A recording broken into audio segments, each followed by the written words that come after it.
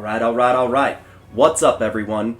I'm back bringing you another video in the series that I've done entitled Destroying Baal from the Land. Destroying Baal from the Land.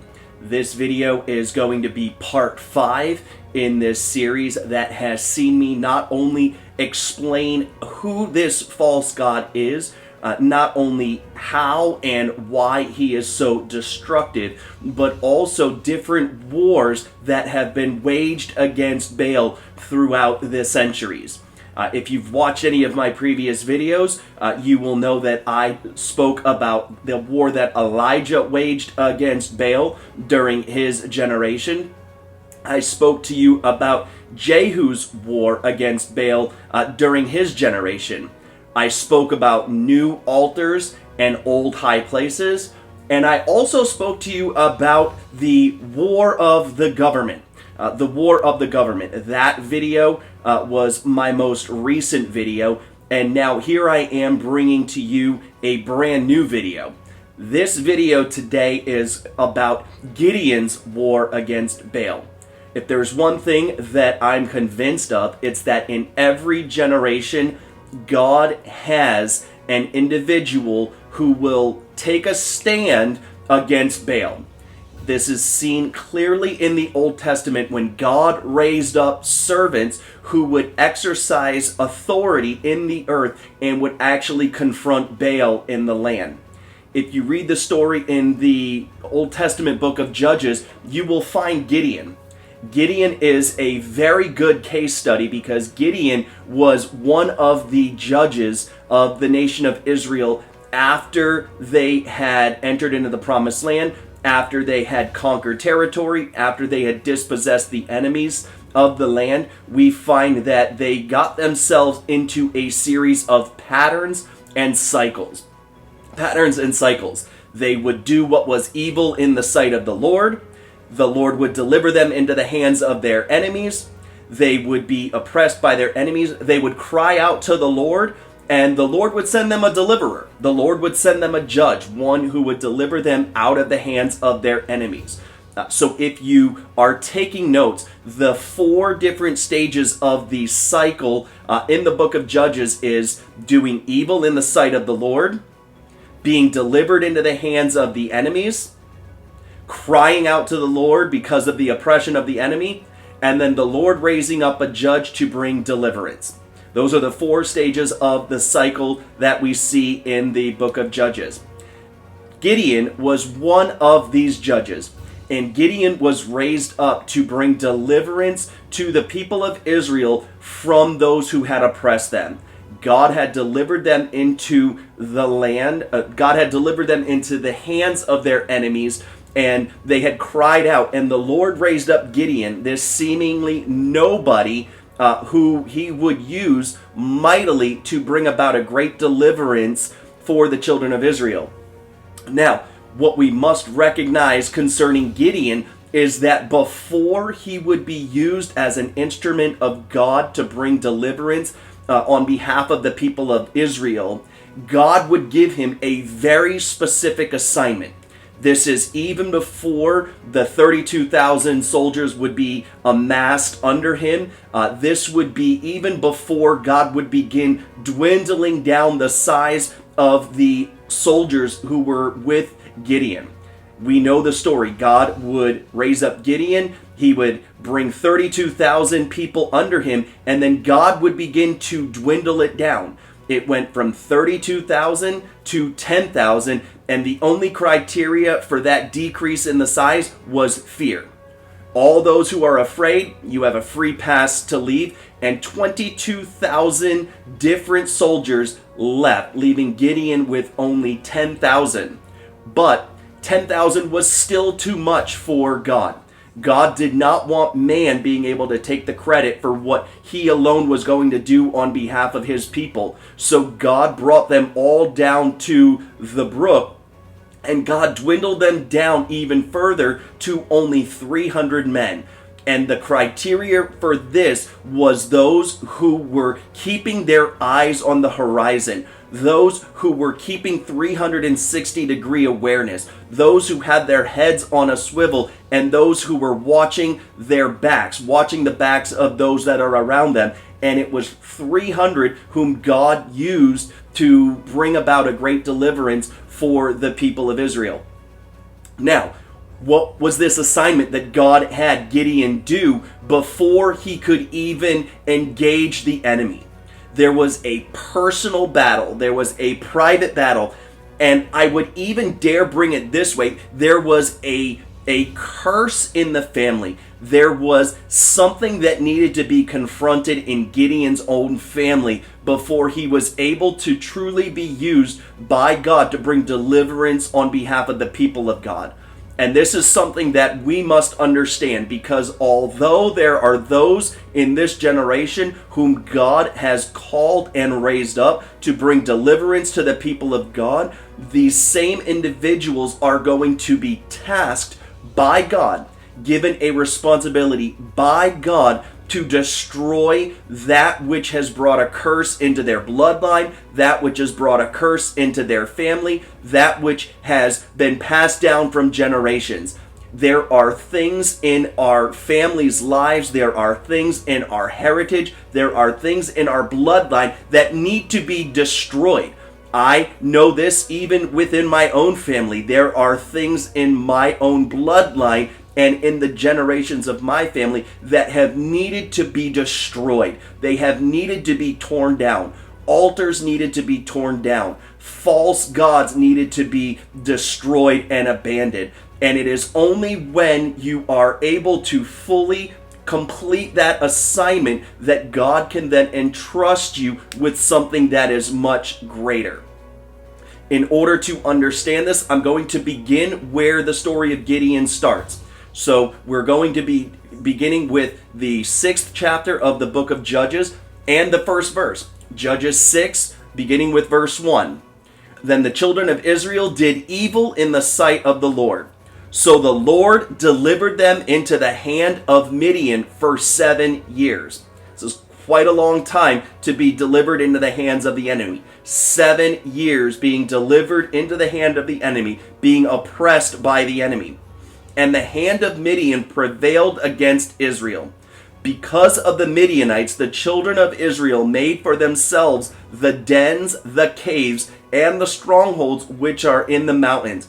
So this is very important, because we find the people of God not only oppressed by the enemy, but we find them hiding. We find them in a place of fear. We find them in a place of complete and utter isolation, as they would hide themselves in dens and caves and in strongholds. They went into self-preservation mode. And I am convinced that this is where a lot of men and women are in this particular generation. With all of the economic instability, with all of the chaos and the division and the turmoil, there are a lot of individuals in this country who would rather isolate themselves, who would rather hide themselves in their homes. And this was true even as it pertained to COVID. We know COVID shut everything down. We know COVID forced a lot of people into their homes. But I'm going to make this statement. COVID was as much mental as it was physical, if not more. I do not deny that COVID wasn't physical. My own father was a COVID statistic and passed away from COVID in October of 2021. I know the very real danger that COVID posed to men and women throughout the world, because my life has been personally touched by it. With that being said, however, you are witnessing even in our culture and our society today that COVID came on the back of a very specific spirit. And the underlying and dominating spirit was fear.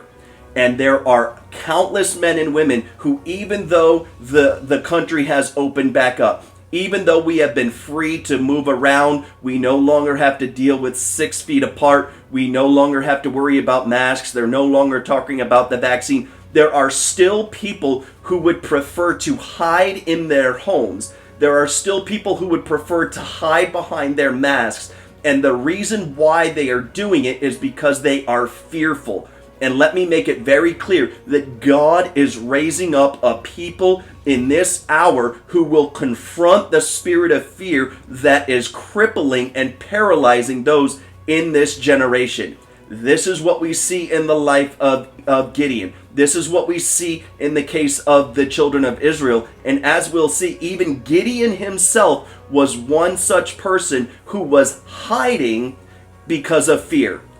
We go on to read, so it was whenever Israel had sown, Midianites would come up. Also, the Amalekites and the people of the east would come up against them.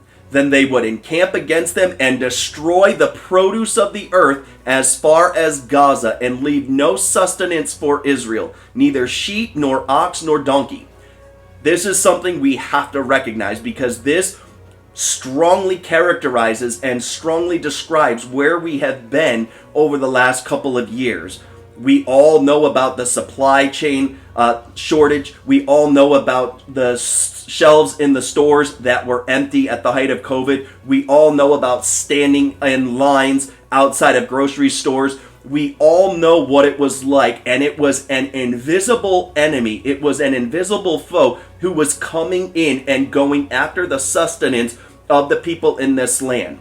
We have to see this. We have to recognize that it was the enemy and it was the adversary that was coming in, going after your livelihood, going after your sustenance. He went after your job. He went after your food. He went after those things that you needed to function in your home. He went after those commodities and those necessities that you needed, that we so often took for granted before COVID, and then it began to be threatened. It began to be attacked and assaulted. And how many of you would go to a store hoping and praying that they had what you went there looking for?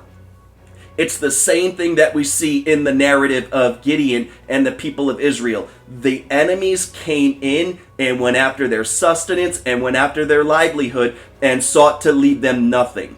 What does the Bible say about the enemy, about the thief?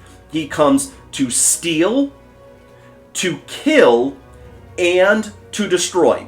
The thief comes to steal, to kill, and to destroy. And this is what we see in the life of Gideon and in the lives of the people of Israel. They were hiding, they were fearful, and they were without sustenance.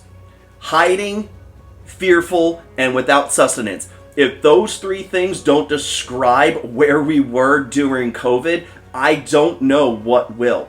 Those three characteristics perfectly describe where we were during the height of COVID, when the world shut down and men and women didn't know how they were going to keep the lights on, didn't know how they were going to put food on the table, didn't know how they were going to pay their bills.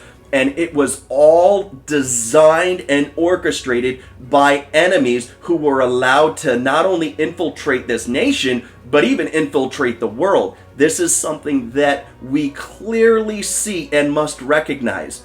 The dust has somewhat settled. We've been allowed to return to normal, which was a catchphrase during that time. When will we return to normal? What we are witnessing in the days of Gideon was not normal. The people of God, when they should have been living in their houses, when they should have been living off the land, when they should have been experiencing the abundance of the inheritance that God had ordained for them, they were instead cowering in fear, without sustenance, and hiding. And this is always where the enemy would like you to be. What was one of the first things that Adam and Eve did after they had sinned against God? We know that they sewed for themselves garments made of fig leaves, but what did they do immediately after that when they heard God in the garden? They hid themselves among the trees. What does the book of Revelation describe when the wrath and the judgment of God begins to be manifested upon the earth? The kings and the rulers of the earth hid themselves in caves and under rocks, saying, "Save us from the wrath of the Lamb, from the wrath of God, from he who sits on the throne." And so it has always been the tactic of the enemy to cause people to cower in fear and to hide instead of living. And the time has come for America and for us as the people of God to come out of hiding, to destroy it. And we are not able to destroy the spirit of fear. What does Scripture say? God has not given us a spirit of fear. It's a spirit, not a mindset, not an emotion. God has not given us a spirit of fear, but of power and of love and of a sound mind. It is only the Spirit of God that can destroy the spirit of fear.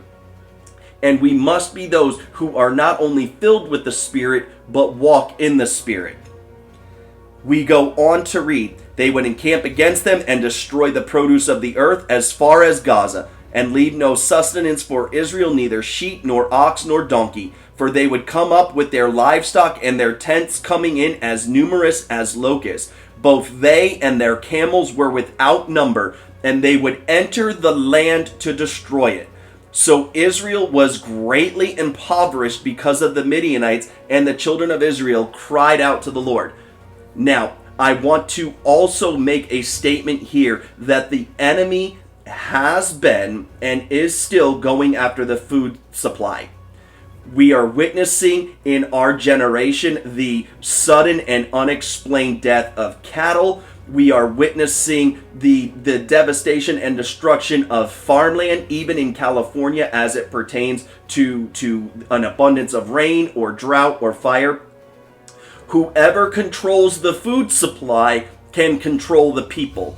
And I'm going to make it very clear, and I'm going to tell you that there are those in this country who are going after the food supply. There are internal enemies and adversaries in this country who are going after the food supply, who are trying to dominate and control it, because whoever controls and dominates the food supply can control the people. Even China, a foreign country, has bought an incredible amount of farmland in this country, seeking to control the food supply. Whoever controls the global food supply can control the population, can control the nations of the earth. And the stage is being set for the rise of the Antichrist. The stage is being set for a one world currency. What we are witnessing with the demise of banks. We've seen the collapse of Silicon Valley Bank. We've seen the collapse of Signature Bank. We've seen the collapse of First Republic Bank. And there are others that are going to follow. And I'm going to make it very clear. More banks are going to collapse. Bank runs are coming. They are not going anywhere. And the stage is being set for a one world currency, for a one world government, for a one world religion. And we must recognize and understand this. You go on to read in this particular passage that Gideon was hiding. Gideon was among those who were hiding. Yet God looked and saw Gideon and saw something in him that he didn't see in himself. We continue reading. Now the angel of the Lord came and sat under the terebinth tree, which was in Ophrah, which belonged to Joash the Abiezrite, while his son Gideon threshed wheat in the winepress. You don't thresh wheat in the winepress. You crush grapes in a winepress. The winepress is used to crush grapes to get the juice. That is the purpose of the winepress. You thresh wheat out in the open. If you're threshing wheat in a winepress, you're doing so because you are fearful and afraid. And the story of Gideon begins with him not courageous, but fearful. And we go on to read, Gideon threshed wheat in the winepress in order to hide it from the Midianites. And the angel of the Lord appeared to him and said to him, "The Lord is with you, you mighty man of valor." Gideon said to him, "O my Lord, if the Lord is with us, why then has all this happened to us? And where are all his miracles which our fathers told us about, saying, Did not the Lord bring us up from Egypt? But now the Lord has forsaken us and delivered us into the hands of the Midianites." Then the Lord turned to him and said, "Go in this might of yours, and you shall save Israel from the hand of the Midianites. Have I not sent you?" This is what we must recognize. There are a number of Gideons in this country right now, male and female. There are a number of men and women in this country who may be hiding, who may be fearful, yet God sees in them a mighty man of valor, a mighty woman of valor. And not only this, but God also speaks of the strength that is in them. Notice the Lord says, go in this strength of yours. So this is one thing, because as I mentioned previously, God oftentimes sees in us what we don't see in ourselves, what we are unwilling to see in ourselves. And God saw this man who was cowering in fear, hiding in a winepress, threshing wheat in a winepress to hide it from the enemy. And yet this was the man whom God had ordained for such a time as that to raise up, to bring deliverance from the oppression of the Midianites. It was what God himself had ordained and appointed for that hour. God had raised up Gideon for such a time as this, that he might bring about the full deliverance of the people of God. Gideon says, so he said to him, O my Lord, how can I save Israel? Indeed, my clan is the weakest in Manasseh, and I am the least in my father's house. And the Lord said to him, surely I will be with you, and you shall defeat the Midianites as one man. Gideon asked a question that many of us ask in our generation. How can we accomplish this? And the response of the Lord is, I will be with you. It is not by might nor by power, but by my Spirit, says the Lord. We can do all things through Christ who strengthens us. Greater is he who is in us than he that is in the world. No weapon that is formed against you shall prosper. Upon this rock I will build my church, and the gates of hell will not prevail against you. This is what overcomes the world, even your faith. God has specifically called and ordained you to be raised up in this hour to bring about a great deliverance for people who are hiding, for people who are oppressed, for people who are fearful. God is calling on you to step up, to stand out, to stand apart from the crowd, and to be used by him to be able to bring about a great deliverance. All of that sounds great. Sounds fantastic. God is going to use me. God is going to raise me up.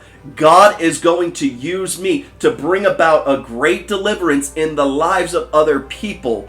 And it sounds great, but with calling comes responsibility. With calling comes responsibility. With assignment comes responsibility. God had given Gideon an assignment, but that assignment bore with it a responsibility. And this is what we see in this book of Judges. This is what we see in the same chapter.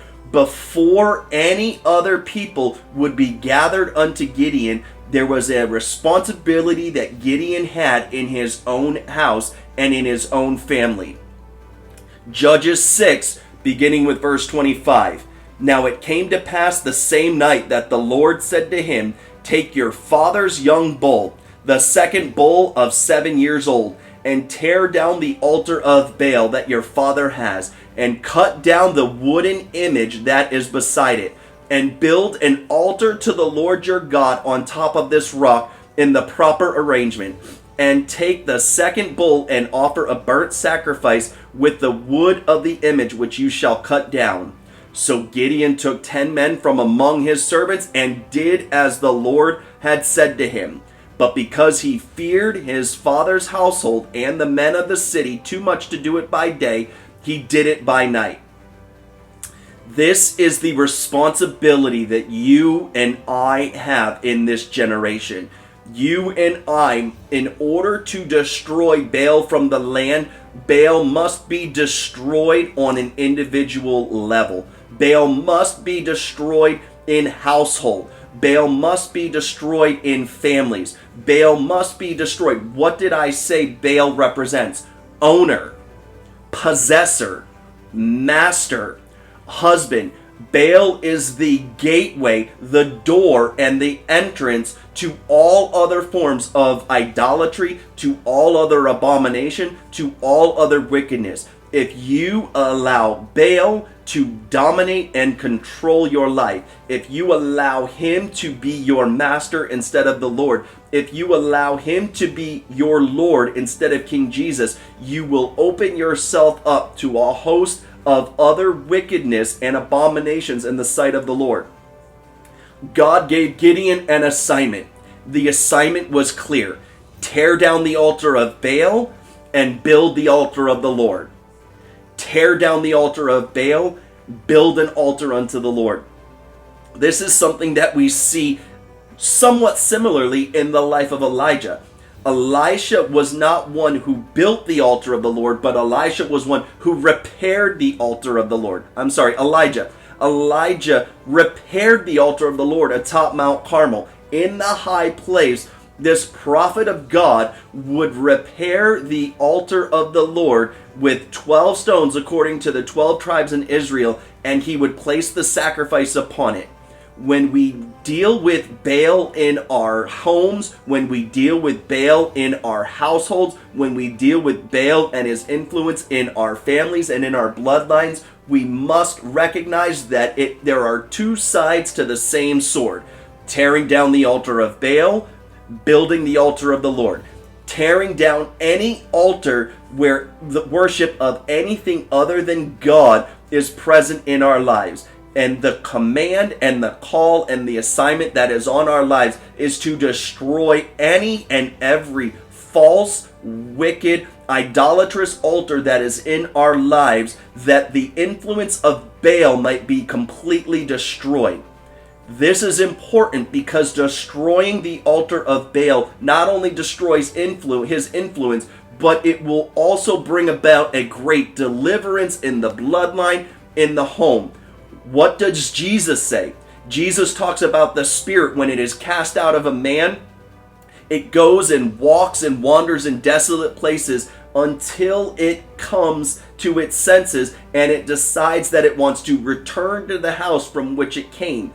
And Jesus describes that when this spirit returns, he finds it clean and swept and in order, and he reoccupies it and he inhabits it again, but he brings company. He brings 7 spirits that are more evil and more wicked than he, and the last state of that man is worse than the first.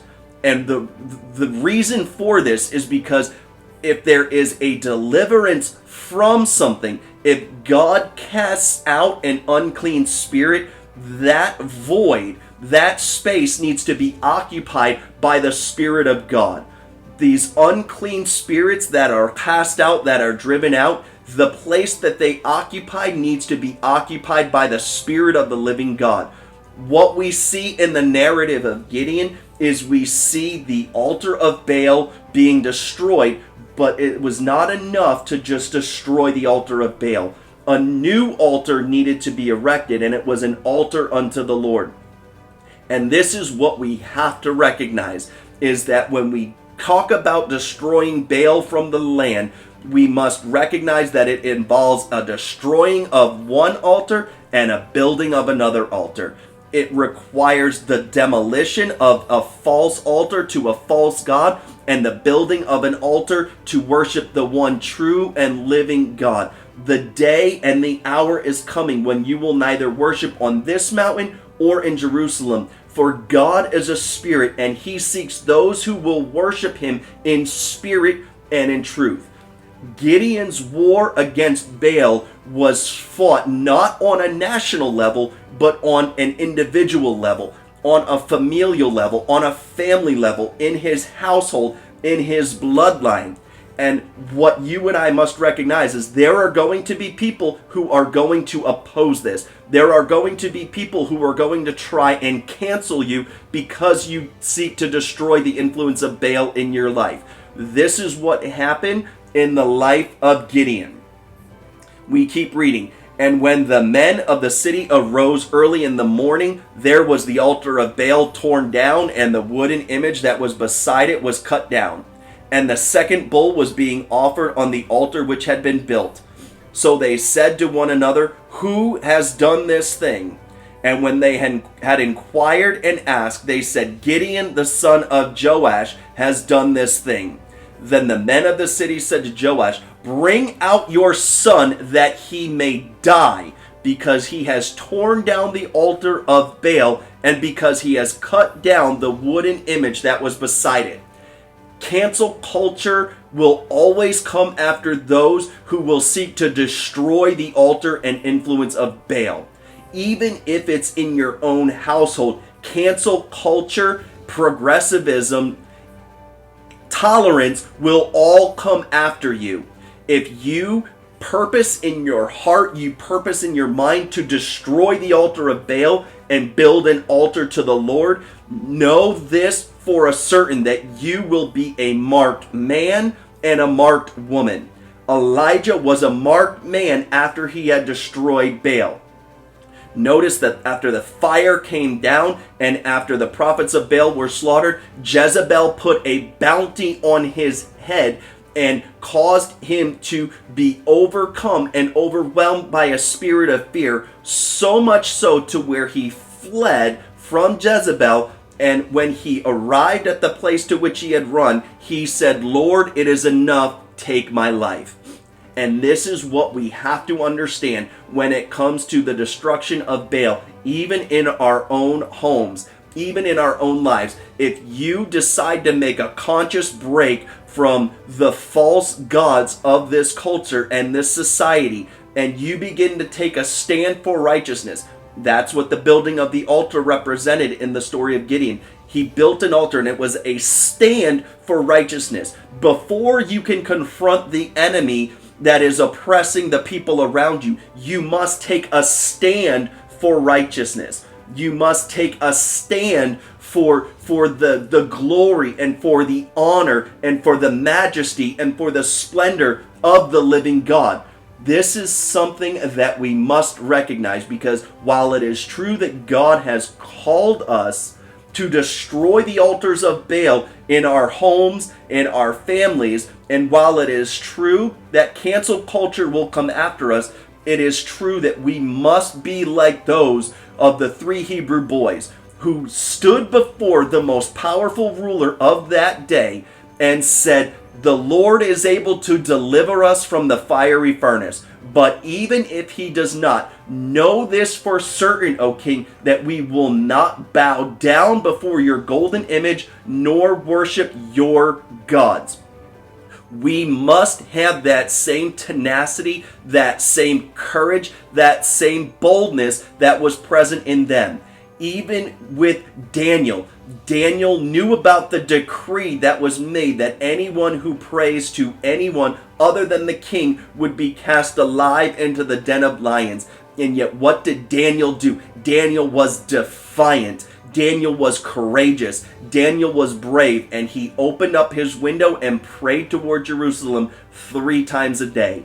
And this is the courage, the boldness, the tenacity, the faith that is desperately needed in this hour. And it is what I pray is found in you, and it was found in me. The days are short.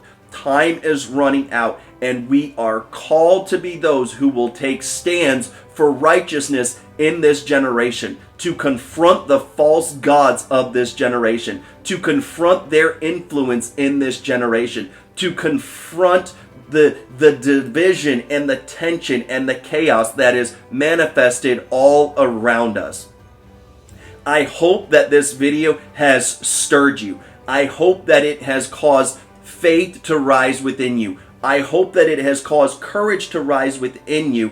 And I pray that you are those who will rise up and accept the divine assignment that has been placed upon your life, and that when you begin to walk in your assignment, when I begin to walk in my assignment, when we begin to walk in the assignment that God has for us, we will begin to unleash terror against the kingdom of darkness. I pray this video has blessed you. go ahead and share this video with friends, family members, co-workers, those in your circle. Go ahead and hit the like button. And hey, subscribe to my channel and click the bell so that way you stay up to date on all my latest content.